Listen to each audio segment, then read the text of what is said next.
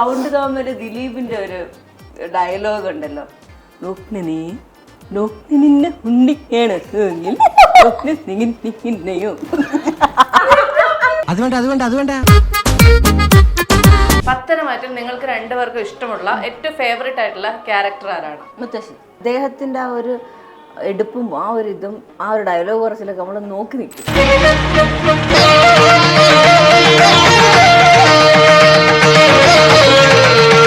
ഇതുവരെ നിങ്ങൾ പുറത്തു പറയാത്ത ഒരു പത്തനംതിട്ട രഹസ്യം പറയുക. പുറത്തു പറഞ്ഞാൽ പിന്നെ അത് രഹസ്യം. അപ്പുവാണ് എപ്പോഴും പോകുന്ന ഉദ്ഘാടനത്തിനൊക്കെ. എന്നെ സത്യം പറഞ്ഞാൽ ഇതുവരെ ആരും വിളിച്ചിട്ടില്ല പറയാം. ഇത്രയും നേരം കുറച്ച് ഇതിലൊക്കെ സത്യമായിട്ടും നമ്മള് ട്രിവാൻഡ്രം ലുലുവിൽ പോയപ്പോ കൊറേ കുട്ടികള് പറഞ്ഞു ഓടി വന്ന് പോണ എന്നെ കണ്ട്, നിങ്ങളുണ്ടായിരുന്നു കൂടെ.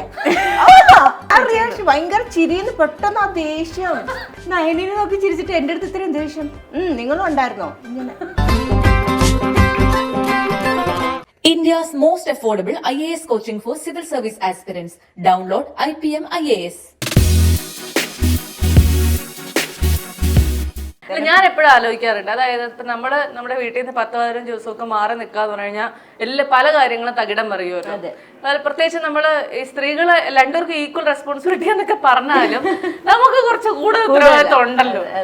അപ്പൊ അതൊക്കെ മൊത്തം എങ്ങനെയായിരിക്കും ബാലൻസ് ചെയ്യുക ഈ സീരിയൽ രംഗത്തുള്ള സ്ത്രീകളെന്ന് ഞാൻ ആലോചിച്ചിട്ടുണ്ട്. എടാ, നമ്മളെ സംബന്ധിച്ചിടത്തോളം നമുക്ക് സപ്പോർട്ടായിട്ട് കിട്ടുന്ന നമ്മുടെ പാർട്ട്ണർ ഭയങ്കര എല്ലാം കൊണ്ടും ഒരു സപ്പോർട്ട് ചെയ്യുന്ന ഒരു മനുഷ്യനാണെന്നുണ്ടെങ്കിൽ ഒന്നും നോക്കേണ്ട ആവശ്യമില്ല. എന്തോ ദൈവഭാഗ്യം കൊണ്ട് അങ്ങനെ ഒരു ചെറിയ ഒരു ഭാഗ്യമുള്ള ആളാണ് ഞാനും. അപ്പൊ എന്റെ ഹസ്ബൻഡ് അതൊക്കെ എല്ലാം മാനേജ് ചെയ്യും. ജീവിതത്തിൽ ഭയങ്കരമായിട്ട് ദേഷ്യം അല്ലെങ്കിൽ വിഷമം വന്ന ഒരു സിറ്റുവേഷൻ, ഒരു ഇൻസിഡന്റ് പറയാവോ?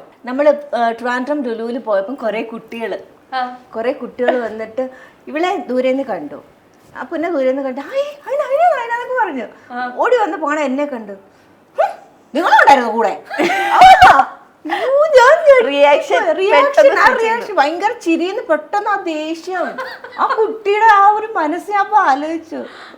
അതെന്താ നയനിനെ നോക്കി ചിരിച്ചിട്ട് എന്റെ അടുത്ത് ഇത്രയും ദേഷ്യം, നിങ്ങളും ഉണ്ടായിരുന്നോ? ഇങ്ങനെ ചേച്ചി ഇതൊക്കെ പറയുന്നുണ്ട്. മറ്റുള്ളവരങ്ങനെ സ്വന്തമായിട്ട് തന്നെ സീരിയല് കണ്ടിരുന്ന് വിഷമിക്കണ ഈ ക്രൂരതയൊക്കെ കണ്ടിട്ട് ഫോൺ നോക്കിയിട്ട് ഭയങ്കര വിഷമം വന്നു. കഴിഞ്ഞ ദിവസം ഒരു 2-3-4 ദിവസം മുമ്പ് ഒരു അഭിനയം കണ്ടപ്പോ ഇവളുടെ, അയ്യോ എന്നാലും അത് കരളൊക്കെ കൊടുത്തല്ലോ എന്നുള്ളൊരു തോന്നലൊക്കെ ഉണ്ട്. എന്ത് ചെയ്യാനാ? പക്ഷെ ഇപ്പൊ വന്ന് യഥാർത്ഥ ജീവിതത്തിലും കരളോ വൃക്കയോ ഒക്കെ വേണമെങ്കിൽ തരാൻ തയ്യാറായിട്ട് നിൽക്കുന്നവരായിരിക്കും. അല്ലെ, അത്രമാത്രം പാട്ട് മാത്രം ചോദിക്കല്ല, അതൊന്നേ ഉള്ള ഞാൻ കൊടുക്കൂല. ശരി. എപ്പോഴെങ്കിലും സീരിയൽ പേയ്മെന്റിന്റെ കാര്യത്തിൽ ഒരു ബാർഗൈനിങ് നടത്തേണ്ടി വന്നിട്ടുണ്ടോ? അല്ല, അഭിനയിക്കാനുള്ള ഭ്രാന്തുള്ളതുകൊണ്ട് ഇപ്പൊ എത്ര രൂപ വന്നാലും കേറുമായിരുന്നു. അത് പറയണ്ട, അടുത്ത സീരിയൽ വിളിക്കും 5000 അല്ല ഇനിയില്ല കേട്ടോ. ഫൈനലില്ല, അത് പറയാം. സിനിമയും സീരിയലും ഒരേ സമയത്ത് വന്നു കഴിഞ്ഞാൽ നിങ്ങൾ ഏത് ചൂസ് ചെയ്യും? ഇപ്പൊ ഓൾറെഡി ഇപ്പൊ ഒരു സീരിയൽ ചെയ്തോണ്ടിരിക്കുകയാണ്. അപ്പൊ ഒരു സിനിമ വരികയാണെന്നുണ്ടെങ്കിൽ എന്തായാലും സീരിയലിൽ തന്നെ നിക്കത്തുള്ളൂ. അതങ്ങനെ നിക്കത്തുള്ളൂ. കാരണം നമ്മൾ ആക്ട് ചെയ്ത് ആ ഒരു സീരിയലിൽ ആ ഒരു ക്യാരക്ടറാണ്. ഇപ്പൊ പുറത്തു പോകുമ്പോ ആൾക്കാർക്ക് ആ സ്നേഹം ഉള്ളത് എന്തുകൊണ്ടാണ്? ആ ക്യാരക്ടർ ചെയ്യുന്നതുകൊണ്ടാണ്. സെലിബ്രിറ്റികളായി കഴിഞ്ഞാൽ നമുക്ക് കിട്ടുന്ന മറ്റൊരു വലിയ ഒരു ഗുണമാണ് ഉദ്ഘാടനങ്ങൾ. രണ്ടാളും ഉദ്ഘാടനങ്ങൾക്കൊക്കെ പോകാറുണ്ടോ? മോളാണ് കൂടുതലും പോയിട്ടുള്ളത്. ഇതുവരെ അമ്മയായിട്ട് എടുത്തു കേട്ടോ. അല്ല, അന്നപ്പോ തൊട്ടേ എന്നോട് അങ്ങനെ അതറിയാണ്ട് വരുന്നതാ. അപ്പുവാണ് എപ്പോഴും പോകുന്ന ഉദ്ഘാടനത്തിനൊക്കെ. എന്നെ സത്യം പറഞ്ഞാൽ ഇതുവരെ ആരും വിളിച്ചിട്ടില്ല പറയാം. ഇത്രയും നേരം കുറച്ച് ഇതിലൊക്കെ സത്യമായിട്ടും ജെന്യുവനായിട്ട് ഇതുവരെ ഇനിയിപ്പോ ഇത് കണ്ടു കഴിയുമ്പോൾ ആളുകൾ എവിടെയായിരുന്നു ഇത്രയും കാലം വിളിക്കുക. ഇനി നിങ്ങളുടെ ഒരു വലിയ ആഗ്രഹം എന്താണ്? ഉള്ളിലുള്ള ഒരു അഭിനയം മുന്നോട്ട് കൊണ്ടുപോകാൻ തന്നെയാണ് ആഗ്രഹം. പിന്നെ ഒരു നല്ലൊരു ക്യാരക്ടർ സിനിമയിൽ കിട്ടിയാൽ ചെയ്യണം എന്നുണ്ട്. അത് വലിയൊരു ആഗ്രഹമാണ്. എനിക്ക് നല്ലൊരു ഡാൻസറായിട്ട് എപ്പോഴും ജീവിക്കാനാണ് ഏറ്റവും കൂടുതൽ ആഗ്രഹം. ചേച്ചി ക്ലാസിക്കലൊന്നും പഠിച്ചിട്ടില്ല, പക്ഷെ നല്ല വഴക്കമുള്ള ഇതാണ്. നമ്മൾ ഒരു പ്രാവശ്യം കാണിച്ചു കൊടുത്തിട്ടുണ്ടെങ്കിൽ ഡാൻസ് പഠിച്ചിട്ടില്ലാത്ത ആളാണോ? പഠിച്ചിട്ടില്ല, പക്ഷെ പാട്ട് പാടും, ഡാൻസ് കളിക്കും. എന്തോ ഇങ്ങനെ ഞാനൊരു കാര്യം പറയട്ടെ, ആ കുണ്ടമ്പിള്ള ഒന്ന് കാണിച്ചു കൊടുക്കും പ്ലീസ്. കുണ്ടമ്പുരി അല്ല, കുണ്ടമ്പിള്ള ഒരു ഞങ്ങൾക്ക് പരിപാടി അവതരിപ്പിക്കാനുണ്ട്. ഉണ്ണമ്പൊരി അല്ല എടാ, സൗണ്ട് തോമല് ദിലീപിന്റെ ഒരു ഡയലോഗ് ഉണ്ടല്ലോ, നോക്കിനി നിന്നെ ഉണ്ണിയാണ് എങ്കിൽ നോക്കിനി നിന്നെയോ.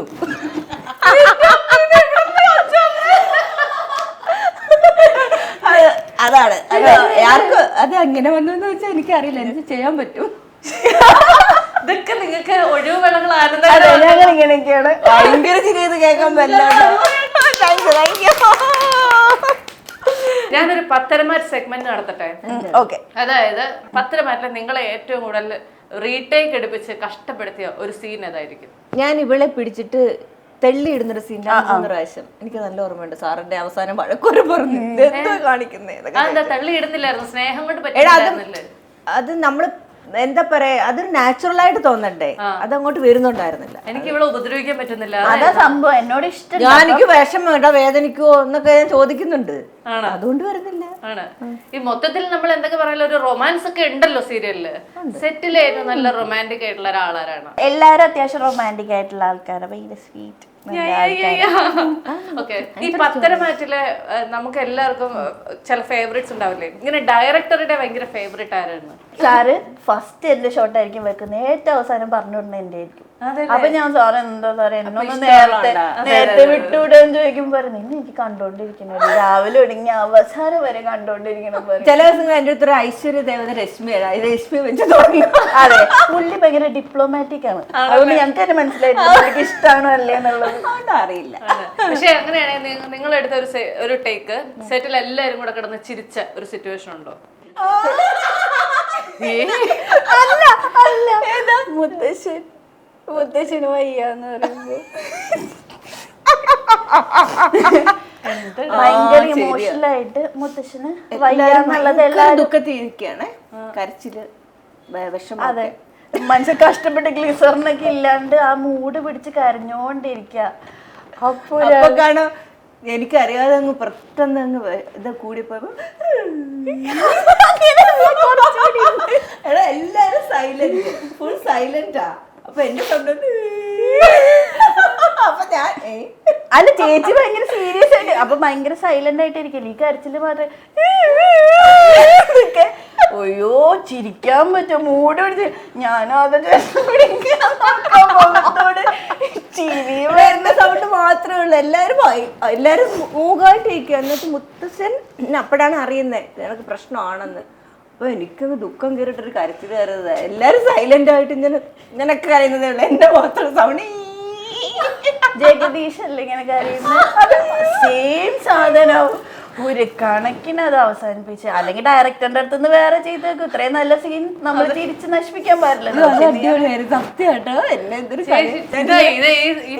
എന്റെ ഹസ്ബൻഡിന്റെ പുറത്ത് ഇങ്ങനെ പട്ടിയൊക്കെ നിങ്ങൾക്ക് രണ്ടുപേർക്കും ഇഷ്ടമുള്ള ഏറ്റവും ഫേവറേറ്റ് ആയിട്ടുള്ള ക്യാരക്ടർ ആരാണ്? മുത്തശ്ശി. മുത്തശ്ശി ആണ് നല്ലതെന്ന് വെച്ചാൽ അദ്ദേഹത്തിന്റെ ആ ഒരു എടുപ്പും ആ ഒരു ഇതും ആ ഒരു ഡയലോഗ് കുറച്ചിലൊക്കെ നമ്മള് നോക്കി നിൽക്കും. ആണല്ലേ, വേറെ ലെവൽ മനുഷ്യനാണല്ലോ അല്ലേ? ആണ്. ഇനി പത്തരമാറ്റ് എന്ന് പറയുന്ന ഷൂട്ടിംഗ് ലൊക്കേഷനിൽ നിങ്ങൾക്ക് ഏറ്റവും പ്രിയപ്പെട്ട വ്യക്തി ആരാണ്? അങ്ങനെ ചോദിക്കല്ലേ, പടിയാള് എല്ലാ പേഴ്സണും എല്ലാരും പ്രത്യേകിച്ച് പറയാൻ പറ്റത്തില്ല, എല്ലാവർക്കും അവരുടെ ക്വാളിറ്റി. ഇത് ഞങ്ങള് വെറുതെ പറയുന്നതല്ല, കാരണം നമുക്ക് ഒരു ചായ കൊണ്ട് തരുന്ന ആള് മുതല് എല്ലാ ആൾക്കാരും ഒരേപോലെ തന്നെയാണ് അവിടെ. അപ്പൊ നമുക്ക് ഈ ഒരു ചോദ്യത്തിന് മാത്രം ആൻസർ ശരി. അങ്ങനെയാണെങ്കിൽ നിങ്ങൾ സീരിയല് പുറത്തിരുന്ന് കണ്ടുകൊണ്ടിരിക്കുമ്പോ നിങ്ങൾക്ക് ദേഷ്യം തോന്നിയിട്ടുള്ള ഒരു ക്യാരക്ടർ ആരാണ്? ഒബ്വിയസ്ലി വേറൊരു ഇതില്ല, ഓപ്ഷൻ ഇല്ല കേട്ടോ. അത് തന്നെ നിങ്ങൾക്ക് രണ്ടുപേർക്കും ഒരുപോലെയാണല്ലോ. ഞങ്ങക്ക് രണ്ടുപേർക്കും ആയിരിക്കില്ല, കാണുന്ന ആൾക്കാർക്ക് ഒരുപോലെ തന്നെ ആയിരിക്കും. അവള് ശരിക്കും റിയൽ ലൈഫിൽ ഭയങ്കര ഒരു പാവം കുട്ടിയാണ്, ഭയങ്കര കമ്പനിയാണ് എല്ലാമാണ്. പക്ഷെ നമ്മളുടെ ആ ഒരു സ്റ്റോറിയിൽ അവള് ഭയങ്കര വില്ലത്തിയാണ്. ആണല്ലേ? ഇതുവരെ നിങ്ങൾ പുറത്തു പറയാത്ത ഒരു പത്തരമാറ്റ് രഹസ്യം പറയുക. പുറത്ത് പറഞ്ഞാ പിന്നെ അത് രഹസ്യമാണ്, നമുക്കത് പരസ്യമാക്കാം. 2 വർഷത്തോളം ആവുന്നുണ്ട് സീരിയൽ കഴിഞ്ഞിട്ട്. ഇതില് സ്റ്റാർട്ടിങ് മുതൽ ഞാനും ഉണ്ട് ഇവളും ഉണ്ട്, പക്ഷെ 2 വീടാണ്. പക്ഷെ ആ ഇത്രയും നാളിലും നമുക്ക് ഭയങ്കരമായിട്ട് ഹേർട്ട് ചെയ്യുന്ന അല്ലെങ്കിൽ പുറത്ത് പറയാൻ പറ്റാത്ത ആ ഒരു അങ്ങനെ രഹസ്യം ഇല്ല അവിടെ. രണ്ടുപേരും ഇപ്പൊ സീരിയൽ ചെയ്ത എക്സ്പീരിയൻസ് ആയിട്ടാണല്ലോ ഇങ്ങനെ ഒരു പത്തരമാറ്റിലേക്ക് വരുന്നത്. ആ മറ്റ് സീരിയൽ ലൊക്കേഷനുകളിൽ ഫീൽ ചെയ്യാതിരുന്ന ഒരു കാര്യം ഇവിടെ തോന്നുന്നത് എന്താണ്? കൂട്ടായ്മ. അതെ, ഒറ്റക്കെട്ട് ആർട്ടിസ്റ്റുകൾ, അതായത് മറ്റു സീരിയലില് ആ ഒരു കൂട്ടായ്മ ഇല്ല എന്നല്ല പറയുന്നത്, പക്ഷെ ഇവിടെ അത് വേറെന്തോ ഒരു വൈബായി എല്ലാവരും. ഈ സീരിയലിൽ പെട്ടെന്നൊരു ദിവസം നിർത്തുന്ന ഒരു അവസ്ഥയെ കുറിച്ച് നിങ്ങൾ എപ്പോഴും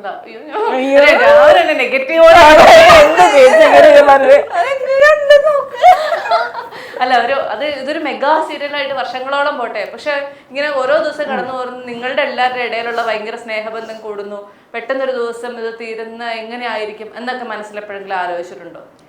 അല്ല, അതിപ്പോ തീരുകയാണെങ്കിൽ നമുക്ക് കുഴപ്പമില്ല. കാരണം ഈ ചേച്ചി പറഞ്ഞ പോലെ തന്നെ സീരിയലാണ്, ചിലപ്പോൾ റേറ്റിങ്ങിനെ ബാധിച്ചിട്ടുണ്ടെങ്കിൽ നമുക്ക് തീർച്ചയായിട്ടും അത് എഫക്ട് ചെയ്യുന്നതാണ്. പക്ഷെ നമുക്ക് അങ്ങനെ പ്രശ്നമല്ല, കാരണം ഈ ഫ്രണ്ട്ഷിപ്പ് എന്ന് പറഞ്ഞാൽ സീരിയലിലുള്ള മാത്രമല്ലല്ലോ, അത് നമുക്ക് പിന്നീടും ആത്മാർത്ഥമായിട്ടുള്ള ഫ്രണ്ട്ഷിപ്പ് ആണെന്നുണ്ടെങ്കിൽ അതിലൂടെ മാത്രമായിരിക്കില്ല, പിന്നീട് നമുക്കത് മെയിൻറ്റെയിൻ ചെയ്ത് കൊണ്ടുപോകാൻ പറ്റുള്ളൂ. ഏതായാലും പത്തരമാറ്റം എന്ന് പറയുന്നത് നിങ്ങളുടെയൊക്കെ ജീവിതത്തെ മാറ്റിമറിച്ച ഒരു സീരിയലാണെന്ന് ഞാൻ പറയും. അങ്ങനെ തന്നെയല്ലേ?